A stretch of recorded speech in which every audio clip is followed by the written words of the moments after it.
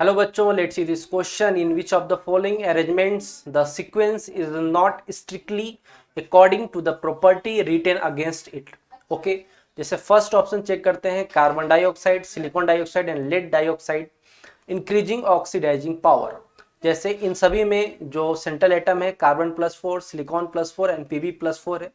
और जो ये कार्बन फैमिली के एलिमेंट्स होते हैं इनमें हैवियर एलिमेंट्स में लोअर ऑक्सीडेशन स्टेट की स्टेबिलिटी ज्यादा होती है, यानी Pb+4 से ज्यादा स्टेबल कौन सा है?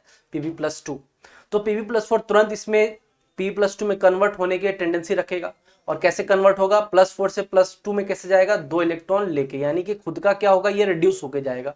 और अगर खुद का रिड्यूस हो रहा है, खुद का रिडक्शन हो रहा है, तो Pb+4 हम कह सकते हैं कि स्ट्रॉन्ग ऑक्सीडाइजिंग एजेंट। ठीक है, तो इंक्रीजिंग ऑक्सीडाइजिंग पावर में क्या होगा? कार्बन मोनोऑक्साइड से ज्यादा SiO2 और PbO2।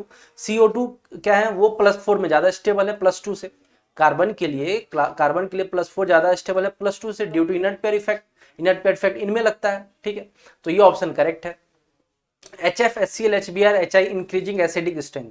डाउन द ग्रुप जाएंगे तो हाइड्रोजन और central atom fluorine, chlorine, bromine और आयोडीन के साथ जो बॉन्ड स्ट्रेंथ है वो वीक होता जा रहा है, क्योंकि हाइड्रोजन 1s है, फ्लोरीन का 2p, क्लोरीन का 1, हाइड्रोजन का 1s, क्लोरीन का 3p, हाइड्रोजन का 1s, ब्रोमीन का 4p, हाइड्रोजन का 1s और आयोडीन का 5p। ठीक है, तो जैसे से डाउन द ग्रुप जाएंगे तो ये बॉन्ड स्ट्रेंथ हाइड्रोजन और हैलोजन के बीच का बॉन्ड स्ट्रेंथ वीक होगा और यहाँ से H+ निकलने की टेंडेंसी सबसे ज्यादा होगी। ठीक है, तो हम कह सकते हैं डाउन द ग्रुप जाएंगे तो इंक्रीजिंग एसिडिक स्ट्रेंथ यानी Ka की वैल्यू बढ़ेगी।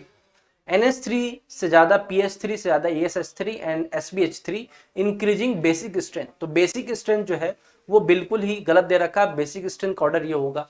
रीजन क्या है? जो डाउन द ग्रुप जाएंगे तो साइज बढ़ रहा है सेंट्रल एटम का, और सेंट्रल एटम का साइज बढ़ेगा तो लोन पेयर देने की टेंडेंसी कम होती जाएगी, बिकॉज लोन पेयर जो है वो डिफ्यूज हो रहा है।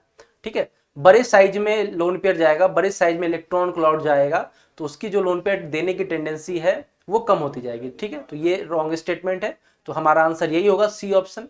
Boron, carbon, oxygen, nitrogen increasing first ionisation enthalpy. तो बोरोन, कार्बन, नाइट्रोजन, ऑक्सीजन, तो जनरली ये ऑर्डर होता है, लेफ्ट टू राइट जाते हैं तो आयोनाइजेशन एंथैल्पी बढ़ता है। बट नाइट्रोजन का half filled orbital, half field configuration होने की वजह से नाइट्रोजन का जो है आयोनाइजेशन एंथैल्पी ऑक्सीजन से भी ज्यादा होता है। ठीक है, तो हमारा आंसर, हमारा जो डी ऑप्शन ये भी करेक्ट है। हमें इनकरेक्ट बताना है, इनकरेक्ट ऑप्शन कौन सा है? C option is incorrect. Okay, best of luck.